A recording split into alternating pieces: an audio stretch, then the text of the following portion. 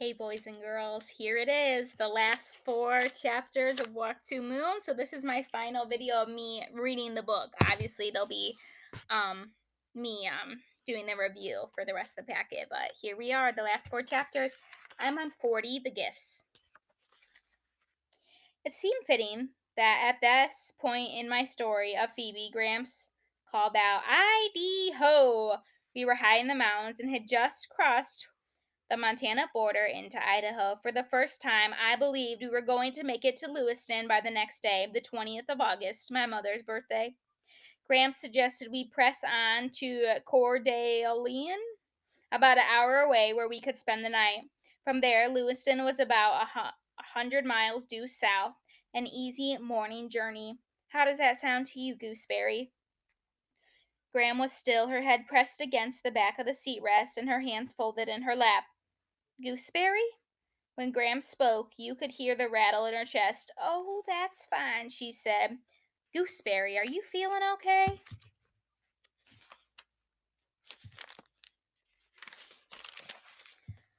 "I'm a little tired," she said. "We'll get you to bed real soon." Gramps glanced back at me, troubled. "Gram, if you want to stop now, that would be okay," I said. "Oh, no," she said. "I'd like to sleep in Coeur d'Alene tonight. Your mother sent us a postcard from Coeur d'Alene, and on it was a bountiful blue lake." She coughed a long, rattly cough. Gram said, "Okay then, bountiful blue lake, here we come." Gram said, "I'm so glad PB's mama came home. I wish your mama could have come home too." Gramps nodded his head for about 5 minutes. Then he handed me a tissue and said, "Tell us about Mrs. Partridge. What was she doing leaving a gall dang envelope on PB's porch?" That's what Phoebe and I wanted to know. "Do you want something, Mrs. Partridge?" I asked. She put her hand on her lips. She said. Phoebe snatched the envelope and ripped it open and read the message aloud. "Don't judge a man until you've walked 2 moons in his moccasin." Remember, that was the first note we got. Mrs. Partridge turned to go. "Bye bye," she said. "Mrs. Partridge," Phoebe called. "We've already got this one." "I beg your pardon?" Mrs. Partridge said. "It was you, wasn't it?" Phoebe said. "You've been creeping around leaving these things, haven't you?" "Did you like them?" Mrs. Partridge said. As she stood there in the middle of the sidewalk with her head tilted up at us, that quizzical look on her face, she looked like a mischievous child. "Margaret reads them to me from the paper each day, and when there's a nice one, I ask her to copy it down. I'm sorry I gave you that one about the moccasins already. My noggin forget." "But why did you bring them here?" Phoebe said. "I thought you would be a grandiful surprise for you, like fortune cookies. Only I didn't have any cookies to put them in. Did you like them anyways?" Phoebe looked at me for a long minute. Then she went down the steps and said, "Mrs. Partridge, when was it you met my brother?" "You said you didn't have a brother," Mrs. Partridge said. "I know, but you said you met him. When was that?" She tapped her head. "Noggin. Remember. Let's see. Sometime a week ago, 2 weeks?"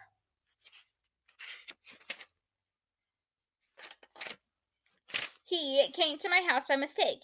He let me feel his face. That's why I thought he was your brother. He has a similar face. Isn't that peculiar?" Phoebe said, "No. More peculiar. They say that word wrong, peculiable, but it's peculiar. More peculiar than most things lately." As Mrs. Partridge trotted back to her house, Phoebe said, "It's a peculiar world, Sal." She walked across the grass and spit into the tree. She said, "Come on, try it." I spit into the street. "What do you think?" Phoebe said. We spit again. It might sound disgusting, but to tell the truth, we got a great deal of pleasure from those spits. I doubt if I could ever explain why that is, but for some reason it seemed the perfect thing to do. And when Phoebe turned around and went into the house, I knew that was the right thing for her to do, too. With the courage of spit in me, I went to see Margaret Cadaver, and we had a long talk. And that's when I found out how she met my father. It was too painful to talk to her, and I even cried in front of her, but afterwards I understood why my father liked to be with her. Ben was sitting on my front steps when I got home. He said, "I brought you something. It's out back." He led me around to the side of the house, and there, strutting across a little patch of grass, was a chicken. I was never in my life so happy to see a chicken. Ben said, I named it, but you can change it. You can change the name if you want. When I asked him what it was, he leaned forward, and I leaned forward, and another kiss happened, a spectacular kiss, a perfect kiss, and Ben said, "Its name is Blackberry." Oh, Graham said, "Is that the end of the PB story?" Yes, I said. That wasn't quite true, I suppose, as I could have told more. I could have told about Phoebe getting adjusted to having a brother and her new mother and all that, but that part was still going on, and even as we traveled through the mountains, it was a whole different story. I like that story about PB, and I'm glad it wasn't too awfully sad. Grams closed her eyes, and for the next hour, as Grams drove towards Coral d'Alene, he and I listened to her rattly breathing. I watched her lying there so still, so calm. Gramps, I whispered, she looks a little gray, doesn't she? Yes, she does, Chickabiddy. Yes, he does. We stopped on we stepped on the gas and raced towards Coeur d'Alene. So the Phoebe story, the story within a story, is officially over. Phoebe officially has a brother. Her mother's home, being a little bit less respectable. Now we're going to find out if Sal makes it on time, but Grandma's looking a little bit, doesn't seem like she's doing too good. Chapter 41, 256. I got about a half hour to finish this before we're doing a Google Zoom. At least my homeroom is. Sorry, other classes. The Overlook, 41, 256. At Coeur d'Alene, we went straight to the hospital. Gramps had tried to wake Graham when he saw the leg. Gooseberry, Gramps said. She slumped sideways on the seat. Gooseberry! The doctors said Graham had had a stroke. Gramps insisted on being with her while she underwent tests, though an intern had tried to dissuade him. She's unconscious, the intern said. She won't know whether you're here or not. Sonny, I've been by her side for 51 years, except for 3 days when she left me for the Eggman. I'm holding on her hand, see? If you want me to let go, you'll have to chop my hand off. They let him stay with her. While I was in the waiting lobby, a man came in with an old beagle. The receptionist told him that he would have to leave the dog outside. By herself, the man said. I said, I'll watch her. I had a dog just like her once. I took the old beagle outside, and when I sat down on the grass, the beagle put her head in my lap and murred in a special way dogs have. Gramps called it a dog purr. I wondered if Gramps' snakebite had anything to do with her stroke, and if Gramps felt guilty for whizzing off the highway and stopping at the river. If we hadn't gone to that river, Gramps would have never been bitten by the snake, and then I started thinking about my mother's stillborn baby, and maybe if I hadn't climbed that tree, and if my mother hadn't carried me, maybe the baby would have lived and my mother never would have gone away, and everything would still be as it used to be. You should never sit there and wonder what you could have been, should have been, would have been, because things have already happened and you can't change it. It's kind of just a waste of time. But as I sat there thinking these things, it occurred to me that a person couldn't stay all locked up in the house like Phoebe and her mother had tried to do at first. A person had to go out and do things and see things, and I wondered for the first time if this had something to do with Graham and Gramps taking me on this trip. The beagle in my lap was just like our Moody Blue. I rubbed her head and prayed for Graham. I thought about Moody Blue's litter of puppies. The first week, Moody Blue wouldn't let anyone come anywhere near those puppies. She licked them clean and nuzzled them.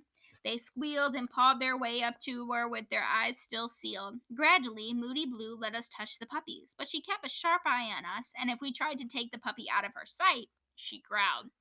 Within a few weeks, the puppies were stumbling away from her, and Moody Blue spent her days herding them back. But then, when they were about 6 weeks old, Moody Blue started ignoring them. She snapped at them and pushed them away. I told my mother that Moody Blue was being terrible. She hates her puppies. Sorry. She's not terrible, my mother said. It's normal. She's weaning them off from her. Does she have to do that? Why can't they just stay with her? It isn't good for her or for them. They have to become independent. What if something happened to Moody Blue? They wouldn't know how to survive without her. When I prayed for Graham outside the hospital, I wondered if my mother's trip to Idaho was like Moody Blue's behavior. Maybe it was part of it for my mother and part of it was for me. When the beagle's owner returned, I went back inside. It was after midnight when the nurse told me I could see Graham. She was lying still and gray on a bed. A little dribble was coming out of one side of her mouth. Gramps was leaning over her, whispering in her ears. A nurse said, "I don't think she can hear you." "Of course she can hear me," Gramps said. "She'll always be able to hear me." Graham's eyes were closed. Wires were attached to her chest and to a monitor, and the tube was taped to her hand. I wanted to hold her to wake her up. Gramps said, "We're going to be here a little while, chickabiddy." He reached in his pocket and pulled out his car keys. "Here, in case you need anything from the car." He handed me a crumpled wad of money. "In case you need it."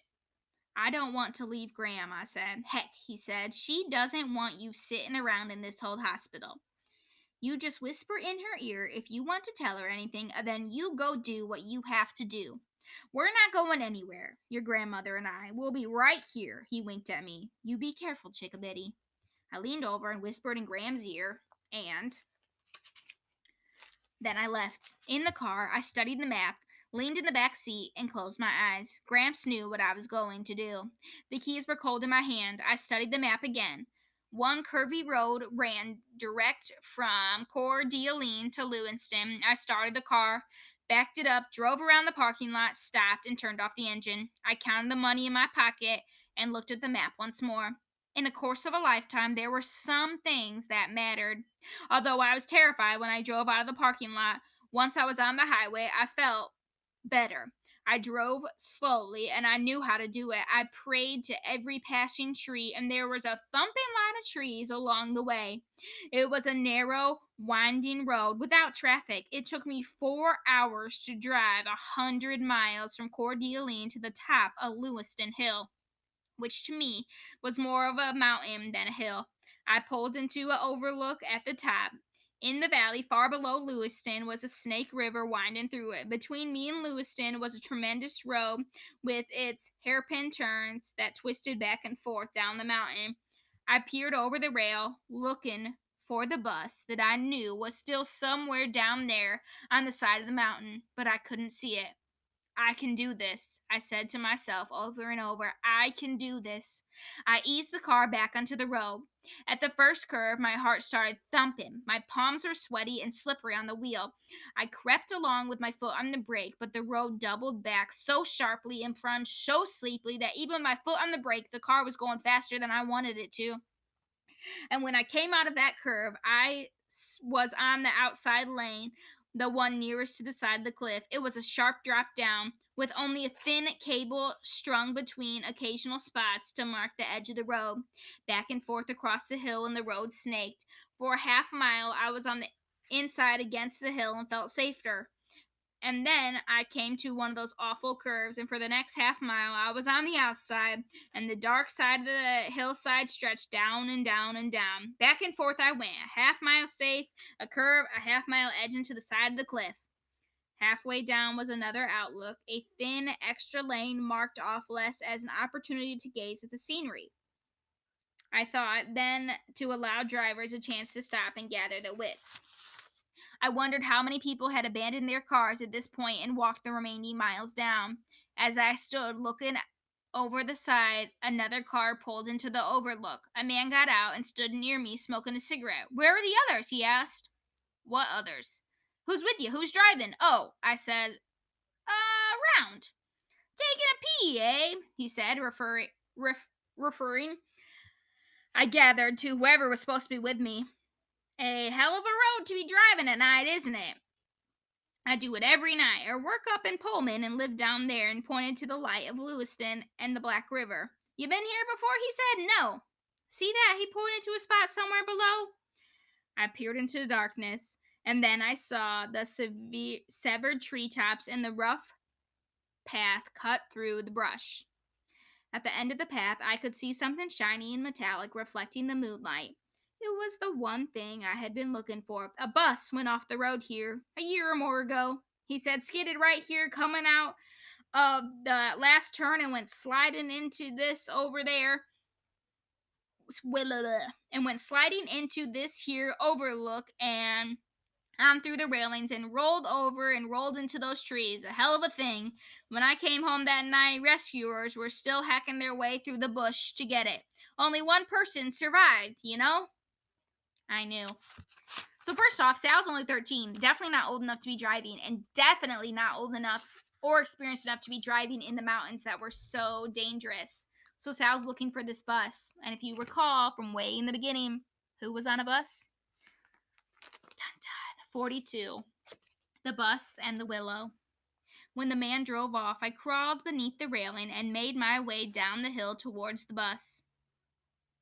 In the east, the sky was smoky gray, and I was glad for the approaching dawn. In the year and a half since the trail had been hacked out, the brush had begun to grow back. Wet with dew, straggly brushes slapped and scratched my legs and hit uneven ground, so that several times I tripped, trembled, and sliding downwards. The bus lay on its side like an old sick horse, its broken headlights staring out mournfully into the surrounding trees. Most of the huge rubber tires were punctured and grotesquely twisted on their axles. I climbed up onto the bus's side, hoping to make my way down into the open window, but there were two enormous gashes torn into the side, and the jagged metal was peeled back like a tin. Through the smashed windows behind the driver's seat, I saw a jumbled mess of twisted seats and chunks of foam rubber. Everything was dusted with a fuzzy green mold. I had imagined that I would have dropped through the window and walked down the aisle, but there was no space inside to move. I had wanted to score every inch of that bus, looking for something, anything that might be familiar. By now, the sky was pale pink, and it was easier to find the uphill trail, the harder going as it was a steep incline. By the time I reached the top, I was muddy and scratched from head to toe. It wasn't until I had crawled beneath the railing that I had noticed the car parked behind Graham's red Chevrolet. It was the sheriff. He was talking on the radio. When he saw me, he motioned for his deputy to get out. The deputy said, "We were just about to come down there after you. We saw you on top of the bus. You kids ought to know better. What were you doing down there at this time of the day, anyways?" Before I could answer, the sheriff climbed out of his car. He settled his hat on his head and shifted his holster. "Where are the others?" he said. "There aren't any others," I said. "Who brought you up here?" "I brought myself." "Whose car is this?" "My grandfather's." "And where is he?" The sheriff glanced to the left, the right, as if Gramps might be hiding in the bushes. "He's in Coeur d'Alene." The sheriff said, "Pardon?" So I told him about Graham and about how Gramps had to stay with her and about how I had driven from Coeur d'Alene very carefully. The sheriff said, "Now let me get this straight." And he repeated everything I said, ending with, "You're telling me that you drove from Coeur d'Alene to this spot on this hill all by yourself?" "Very carefully," I said. "My Gramps taught me how to drive, and he had taught me to drive very carefully." The sheriff said to the deputy, "I'm afraid to ask this young lady exactly how old she is. Why don't you ask her?" The deputy said, "How old are you?" I told him. The sheriff gave me a stern look and said, "I don't suppose you would mind telling me exactly what was so all fired important that you couldn't wait for someone with a legitimate driver's license to bring you to our fair city of Lewiston." So I told him all the rest. When I had finished, he returned to his car and talked to his radio some more. Then he told me to get in his car and told the deputy to follow in Graham's car. I thought the sheriff was probably going to put me in jail. And it wasn't the thought of jail that bothered me so much. It was knowing that I was this close and might not be able to do what I had come to do, and it was knowing that I needed to get back to Graham. He did not take me to jail. However, he drove across the bridge into Lewiston and on through the city up the hill. We drove into Longwood, stopped at a caretaker's house, and went inside. Behind us was the deputy in Graham's car. The caretaker came out and pointed off to the right, and the sheriff got back in the car and drove in that direction. It was a pleasant place. A Snake River curved behind this section. The tall, full leaved trees grew here and there across the lawn. The sheriff parked the car and led me up a path towards the river, and there, on a little hill overlooking the river and the valley, was my mother's grave. On the tombstone beneath her name and the date of her birth and death was an engraving of a maple tree, and it was the only then that I saw the stone in her name, Chanhassen Sugar, Blackford Hiddle on the engraving of the tree that I knew myself and for myself that she was not coming back. I asked if I could sit there for a little while because I wanted to memorize this place. I wanted to memorize the grass and the trees, the smell and the sounds. In the midst of the morning, the sounds of the river gurgling by, I heard a bird.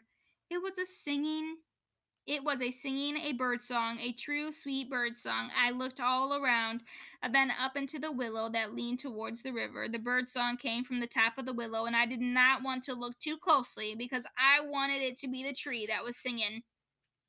I kissed the willow. Happy birthday, I said.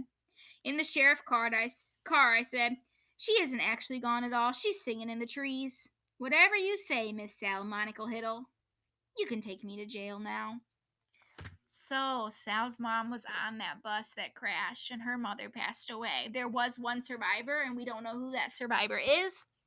But Chanhassen, Sal's mother, is dead, and her body is in Lewiston, Idaho. She's not home in Bybanks. Her body was buried there. So Sal got to see her grave. So that's what she wanted to do.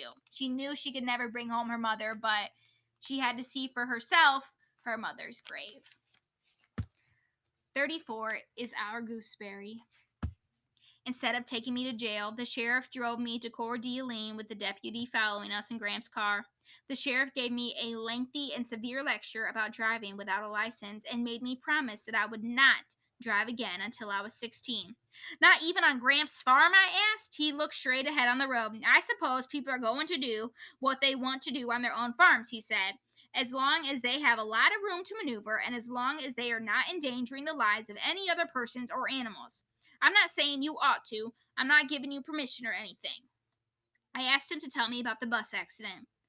When I asked him if he had been there that night and if he had seen anyone brought out of the bus, he said, "You don't want to know all that. A person shouldn't have to think about those things. Did you see my mother? I saw a lot of people, Salamonica. And maybe I saw your mother, maybe I didn't. And I'm sorry to say that if I did see her, I didn't know it.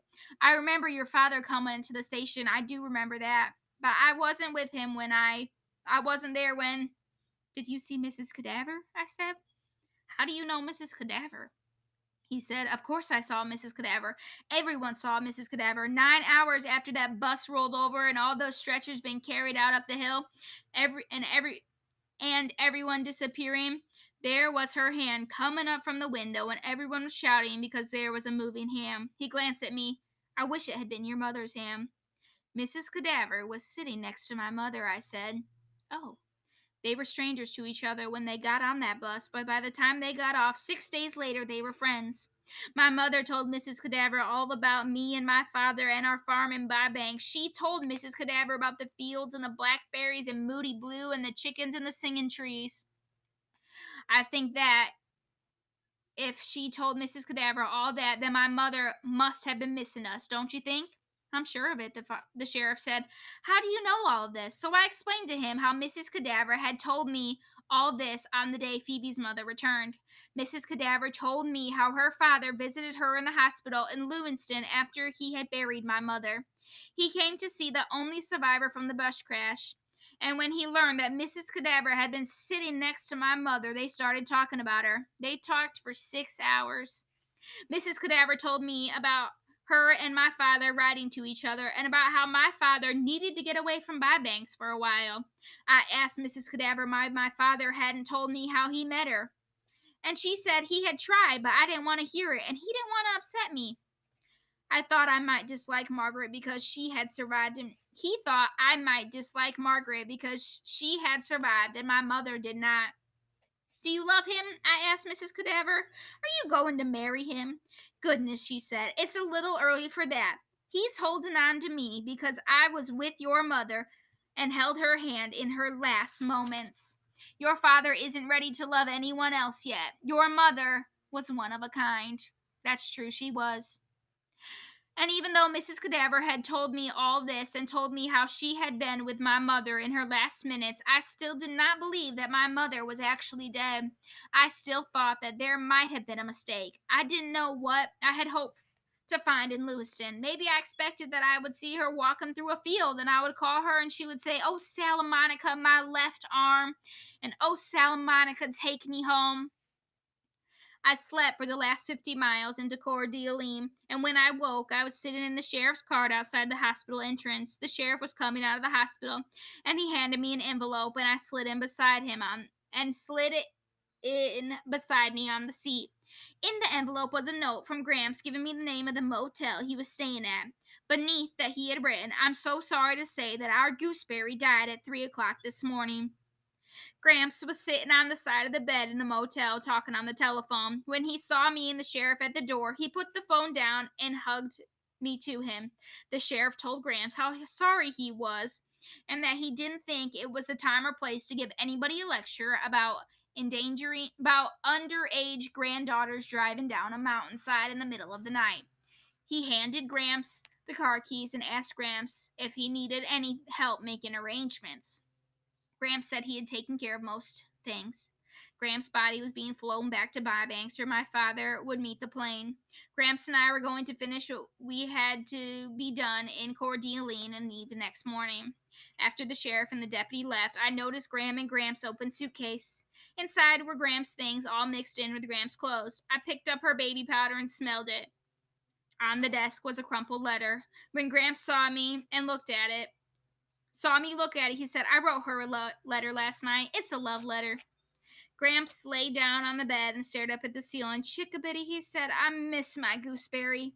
He put one arm over his eyes and the other hand patted the empty space beside him. He said, "This ain't." "It's okay," I said. I sat down on the other side of the bed and held his hand. "This ain't your marriage bed."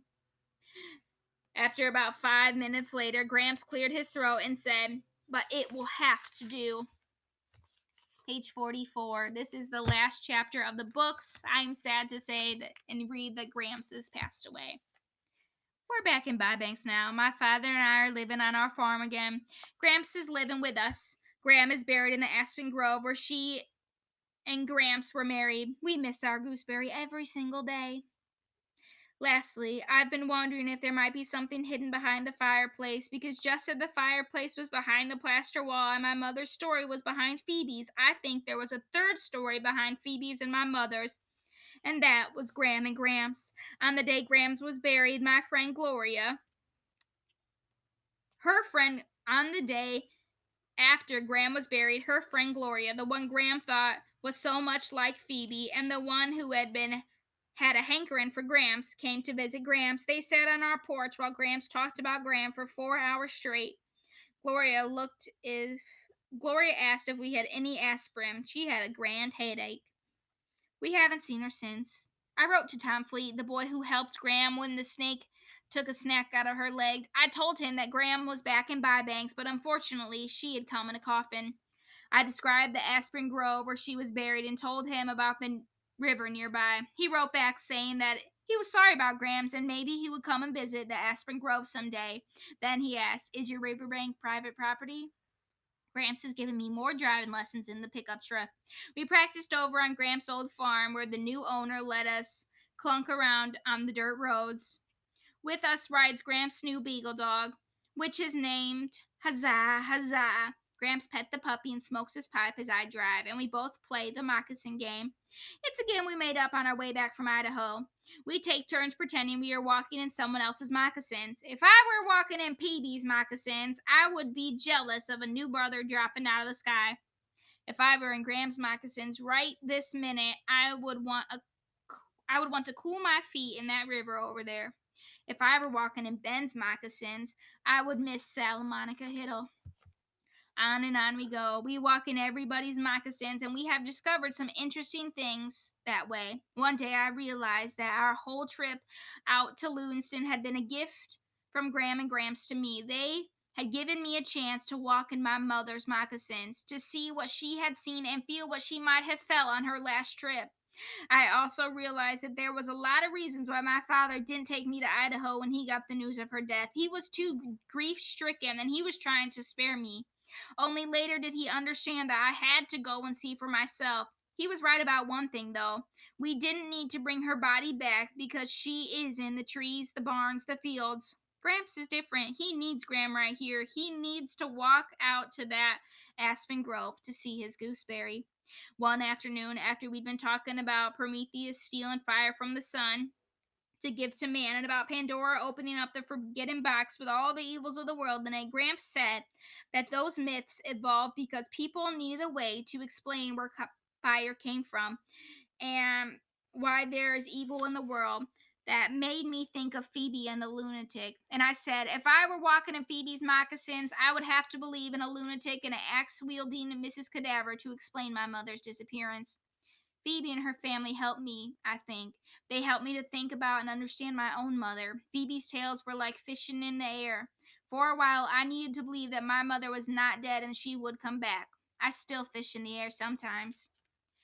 It seems to me that we can't explain all the truly awful things in the world, like war and murder and brain tumors, and we can't fix these things. So we look at the frightening things that are closer to us and we magnify them until they burst open. Inside is something that we can manage, something that isn't as awful as it had at first seemed. It is a relief to discover that although there might be axe murderers and kidnappers in the world, most people seem a lot like us, sometimes afraid and sometimes brave, sometimes cruel and sometimes kind. I decided that bravery is looking Pandora's box full in the eyes as best you can and then turning to the other box, the one with the smooth, beautiful folds inside. Mama kissing trees and Grandma saying huzzah, huzzah, Gramps in his marriage bed, my mom's postcards and her hair all still beneath the floorboards of my room. I reread all the postcards when I came home. Graham and Gramps and I had been every place my mother had. There are the Black Hills, Mount Rushmore, the Badlands. The only card that is still hard for me to read is the one from Cordeline and the one that I received 2 days after she died. When I drive Gramps around in the truck, I also tell him all the stories my mother told me. His favorite is of a Navajo, about one about Esthelene. She's a woman who never dies. She grows from a baby to a mother to an older woman and then turns into a baby again. And on she goes, living 1,000 years. Gramps likes this, and so do I. I still climb the sugar maple tree, and I have heard the singing tree sing. The sugar maple tree is my thinking place. Yesterday, in the sugar maple, I realized that I was jealous of three things.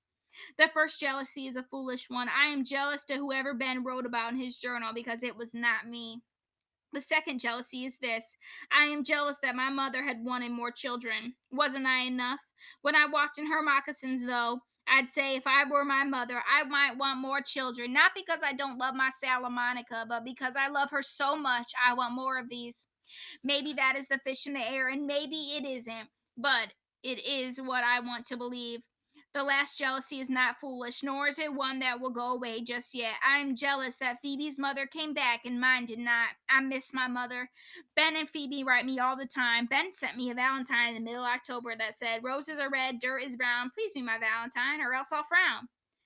There was a PS added. I'll never write poetry. I've never written poetry before. I sent a Valentine back that said, "Dry as the desert, wet as the rain, your love for me is not in vain." I added a PS. I've never written any poetry either. Ben and Phoebe and Mrs. Cadaver and Mrs. Partridge are coming to visit next month. There is a chance that Mr. Berkway might come as well, but Phoebe hopes not, as she does not think she can stand to be in a car for so long with a teacher. My father and I have been scrubbing the house for their visit. I can't wait to show Phoebe and Ben the swimming hole in the fields and the haylofts and the trees and the cows and the chickens.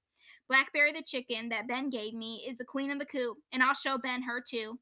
And I'm hoping also for some blackberry kisses. But for now, Gramps has his beagle, and I have the chicken and the singing tree, and that's the way it is.